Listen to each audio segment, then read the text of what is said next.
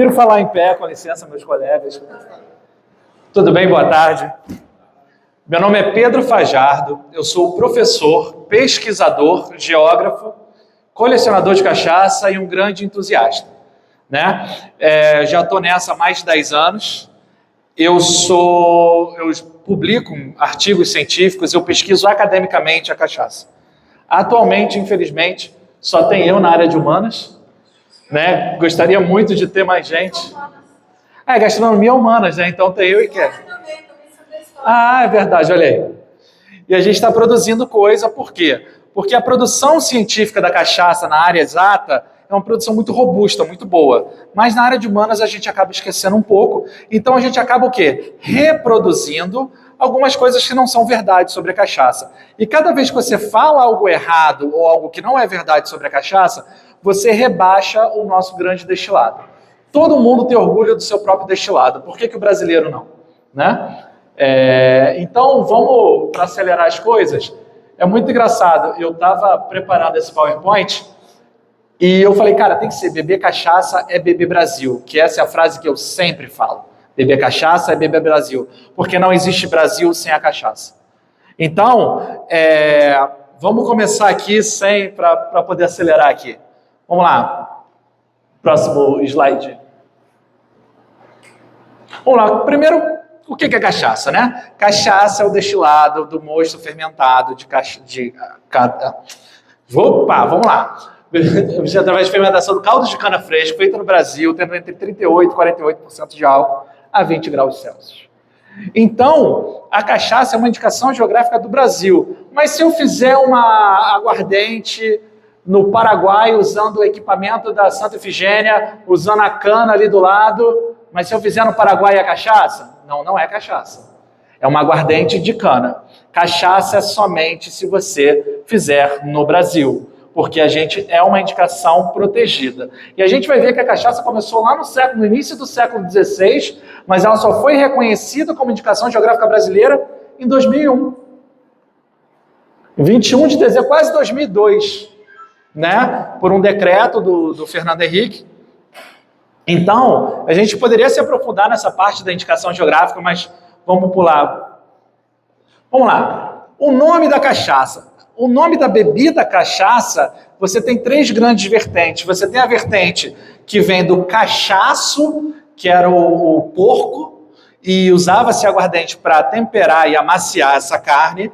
Você tem a vertente que a cachaça ela vem da bebida que é feita do cacho, assim como a bagaceira é uma bebida que vem dos bagos, e você também tem a origem da palavra espanhola cagaça, ok? Mas a palavra cachaça, ela é anterior à bebida. A palavra cachaça já era usada como sinônimo de uma outra coisa, uma bebida, fatalmente, porque a gente tem registros do século XV, iniciozinho do século XV, que tem no Prelúdio da Cachaça, o livro do Câmara Cascudo, ele coloca que um nobre português estava escrevendo uma carta para o outro, falando que lindas são as suas quintas, quintas é a porção de terra, né, onde tem as cachaças. Então a palavra já existe antes da bebida. Então se alguém, um dia, você vê na internet, alguém falando assim, não, a origem da palavra cachaça é tal. Não é verdade. A cachaça, o nome da cachaça não tem um martelo batido entre os pesquisadores. Tem essas 3 possibilidades e, sinceramente, assim, eu também acho interessante você ter esse debate em cima disso. Porque quanto mais você debate, mais você fala sobre, né? Vamos lá, a origem da destilação. Então, todo mundo aqui provavelmente recebeu aquele texto que fala assim, os escravizados que estavam ali mexendo o caldo. Esse mês ainda não, né? Mas a gente sempre recebe. E os escravizados que estavam ali fazendo, e o caldo azedou, e depois no outro dia aí ferveu, bateu no teto. Gente, isso é mentira, não faz nem sentido físico a coisa, né? E isso, por mais que você ache muito bonito esse texto, ele, na verdade, ele depõe contra a cachaça. Primeiro, você está tirando o protagonismo da mão do escravizado. Você está tirando o protagonismo do povo preto, que foi a mão de obra predominante aqui no país e em vários outros. Por quê? Se não tem o trabalho do povo preto, você não tem a cachaça. Foi o português que trouxe a destilação já existia. Quem inventou a destilação foram povos não brancos, né, que foram os árabes. Quando teve o avanço árabe na Península Ibérica, eles levaram essa técnica e os portugueses começaram a fazer. Eles já destilavam cana-de-açúcar antes, eles já destilavam vinho de uva antes. Então, essa técnica já existia. Mas quem fazia? Os escravizados. Quem construiu esse país? Os escravizados. Quem construiu tudo que a gente tem de brasilidade, a maior parte de brasilidade? Os escravizados. Né? Então, é muito importante, quando a gente for falar da história da cachaça, a gente tem que falar da história dos escravizados. Porque sem eles, a gente não estaria aqui agora. Sem eles, não existiria a cachaça. Porque não adianta você mandar fazer se você não tem quem faça. Então, toda a cachaça hoje, que é feita hoje, tem a mão dos escravizados, tem a mão do povo preto. Beleza? Então, aqui, esse desenho aqui é um desenho original, tá? Do século VIII, de como era um alambique. Não mudou muito, né? Para quem conhece alambique, não mudou muito, assim, né? Enfim, o nome do árabe mais famoso é um nome super comprido, mas ele também é conhecido como Geber, e eu preferi botar isso do que botar o nome inteiro. Se vocês perceberem, álcool é uma palavra de origem árabe. Alambique também é uma palavra de origem árabe. Então a gente começa a perceber a influência árabe também na nossa cultura, né? Por conta desse avanço dos árabes na Península Ibérica, que influenciou a língua portuguesa, que acabou influenciando a gente. Então, vocês veem como é que está tudo interligado, né? Então, os árabes, que são povos não brancos, oficialmente, então, eles trouxeram isso para a gente também. Então, as primeiras plantações de cana no Brasil. A gente começa, as primeiras mudas vão chegar em 1502, lembrando na aula de história lá atrás, né? Você lembra, Igor? Faz pouco tempo que você saiu da escola, você tem menos tempo. Lá atrás, a gente nessa época não existia, as pessoas não fixavam moradia aqui, né? Nem era Brasil. Vinha, pegava o pau-brasil e ia embora. Mas eles já estavam testando as mudas aqui. As mudas vieram lá da Nova Guiné, vieram viajando para a Ásia, chegaram para os europeus trouxeram para cá. Então, 1502 já traz. 1516 e 26, você já tem o primeiro engenho de açúcar lá em Pernambuco. Por que em Pernambuco? A parte mais próxima, né? Da Europa. Então, olha a geografia influenciando aí. A geografia influenciando toda a questão da plantação, né? A geografia é a ciência que mexe com o espaço. A história mexe com o tempo. Então, o geógrafo, ele está interessado onde? O historiador está interessado em quando, por mais que as coisas se misturem. Tá? Então, quando você tem essa questão aqui do primeiro engenho de açúcar, mas, Pedro, você está falando de açúcar, você não está falando de cachaça. Câmara Cascudo dizia, onde se faz cana, se moe cana. Onde se moe cana, se faz cachaça. Tá? Então, você vai ter, os engenhos começam a se espalhar, você começa o ciclo do açúcar. 1532, você começa a primeira ocupação oficial em São Vicente, que é aqui no sul do estado do Rio de Janeiro, norte do estado de São Paulo. Tá? Você começa essa primeira, tanto é que a gente tem o engenho dos Erasmus, as ruínas ainda existem. Essas ruínas dos anos 50 foram passadas para a USP toma conta delas, tá? Então, e é um local de pesquisa, né, de preservação da identidade da história do Brasil. Beleza? Então a gente tem, e foi plantado de propósito com a ideia de fazer açúcar. Paraty, por exemplo, Paraty é a minha área de pesquisa do doutorado. Então, Paraty começou a produzir açúcar porque... começou a produzir cachaça porque a cana não tinha um grau de açúcar suficiente para fazer o açúcar, o grau Brix, que a gente chama. O Brix dela era muito baixo, então, vamos produzir cachaça. Então, em 1790, você vai ter 85, mais de 85 alambiques e um engenho de açúcar em Paraty. Só para vocês terem noção. Tá? Vamos lá.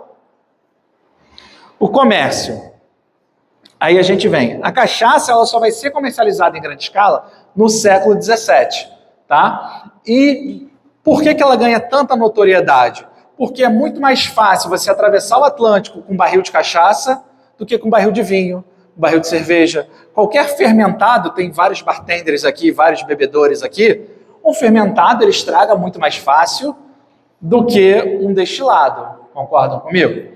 Tanto que a cachaça é validade indeterminada. Quer dizer que a cachaça não estraga? Não, a cachaça estraga, mas se você guardar ela certinho, ela vai demorar muito para estragar ou nem vai, tá? Por isso que é indeterminado, ok? Já fermentadas têm prazo de validade definido. Se você acondicionar direitinho, dura bastante também, principalmente vinho, né? E você tem aqueles vinhos fortificados também, que tem uma das vertentes da criação do vinho fortificado é para que ele dure mais, para poder segurar essas longas viagens. Então, com o declínio do uso da moeda e você tem o uso muito do escambo. Então, você usa muito a aguardente de cana, ainda não se chamava cachaça, para troca por pessoas, por seres humanos, né? Chegou a ter 25% da produção brasileira chegou a ser usada para esse tipo de troca, porque a aguardente produzida aqui não era vendida só aqui, era vendida também em Angola, tá? Inclusive, quem durante muito tempo quem governou Angola foi o mesmo governador do Rio de Janeiro, que foi o Salvador de Sá. Então, você começa com o declínio, chega um momento que o declínio da produção de açúcar, o que acontece? Declinou o açúcar, vai declinar a cachaça, né? Mas a produção de cachaça ainda se mantém muito mais alta, porque ainda era interessante. A cachaça só vai declinar a produção após 1850, né, com a lei Eusébio de Queiroz, que você proíbe o tráfico de seres humanos, tá? Então, com essa lei, se o 25% da minha produção eu estou usando para troca de seres humanos, começa a não ser tão interessante. Só que com a descoberta do ouro, você começa a ter interiorização do país, aqui no Sudeste, e você vai para esses alambiques começam a ficar mais para o interior também, não à toa Minas é conhecida pela cachaça. Existe uma lenda, tá? Isso é uma lenda, não é comprovado. Por que carioca gosta da cachaça branca e por que mineiro gosta da cachaça envelhecida? Porque a cachaça era produzida aqui em Paraty, subia pela Estrada Real, chegava lá nos barris, já chegava lá envelhecido. Isso é uma lenda, tá? Isso não é comprovado. Faz sentido, mas... Como era branca, Então, assim, para mim, se não está registrado, mas é uma boa anedota, né? Então, vamos lá. Revolta da Cachaça. Esse ano vai sair meu livro sobre a Revolta da Cachaça, por favor, comprem quando sair, beleza? Em Vassouras eu dei uma palestra inteira, 30 minutos só sobre isso, e eu vou falar em, 40 segundos. A Revolta da Cachaça, ela foi um movimento contra a proibição da produção de cachaça. A cachaça ela foi proibida em 13 de setembro de 1649. Hoje, o Dia Nacional da Cachaça é 13 de setembro. E tem muita gente, sites oficiais, que colocam 13 de setembro como o dia que a cachaça foi liberada. A cachaça não foi liberada, ela foi proibida em 1649. Só que aqui no Brasil a lei não pegou. Vocês conhecem aqui no Brasil alguma lei que não pegou? Tem alguma lei que não pegou? Aqui no Brasil, o único país que a lei pega ou não pega, né? E nessa época a gente tinha um governador, que era o Salvador de Sá, que era um governador corrupto. Vocês conhecem algum governador do Rio de Janeiro corrupto?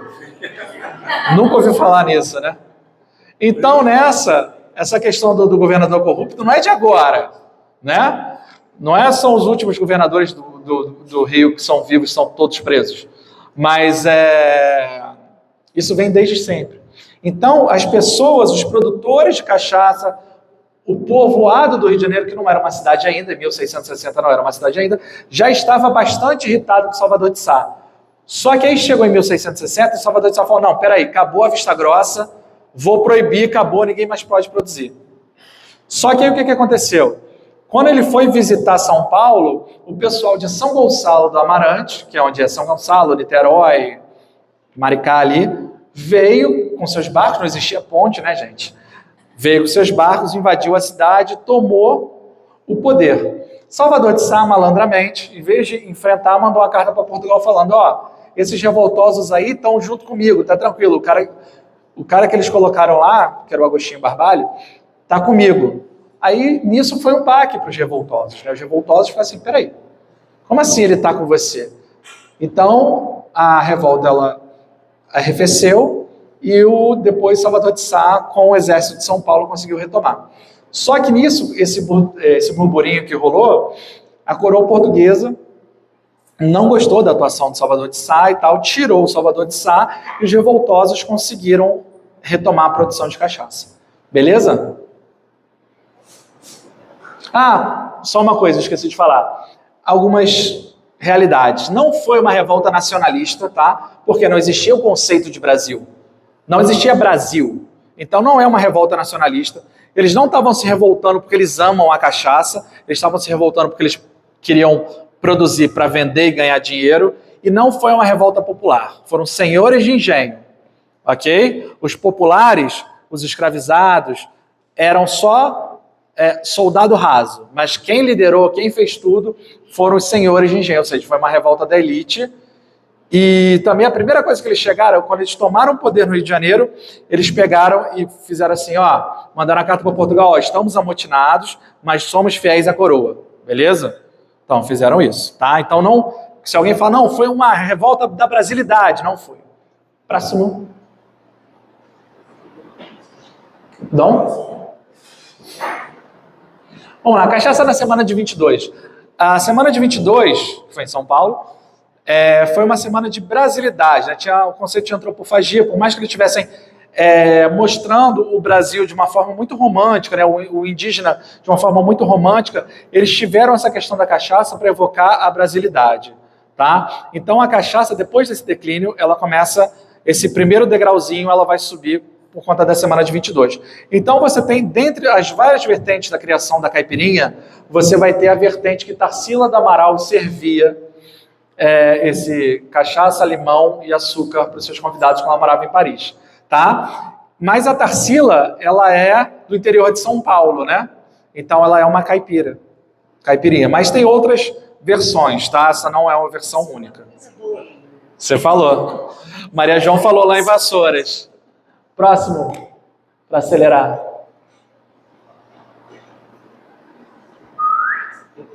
Cachaça atualmente, vamos lá. Ou seja, eu vim trazendo o aspecto histórico aqui da cachaça, né? De todos os estados brasileiros e o Distrito Federal, só Amapá e Roraima não produzem cachaça, tá? Quer dizer, Amapá e Roraima produzem cachaça, não legalmente. Como é estatisticamente sabido, de 80% a 85% de toda a produção nacional é ilegal, tá?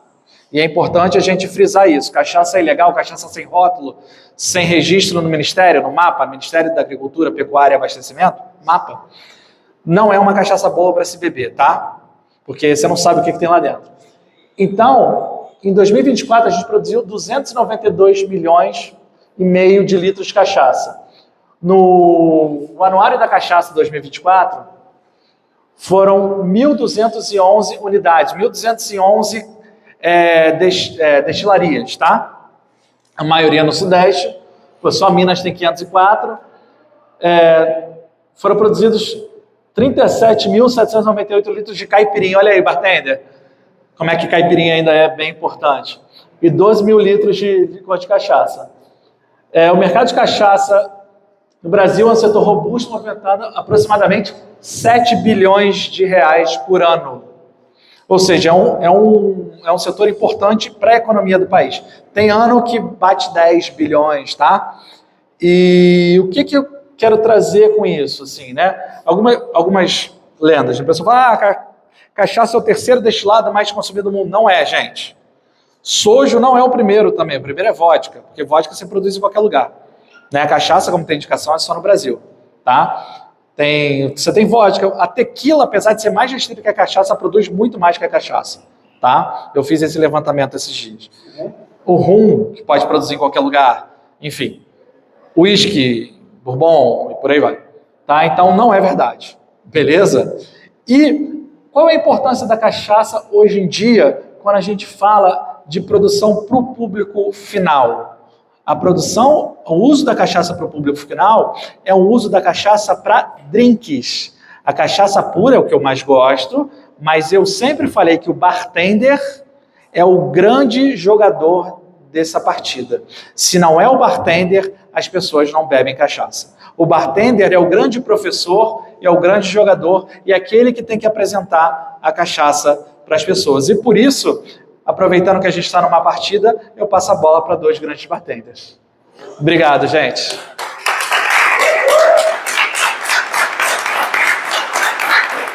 Pode.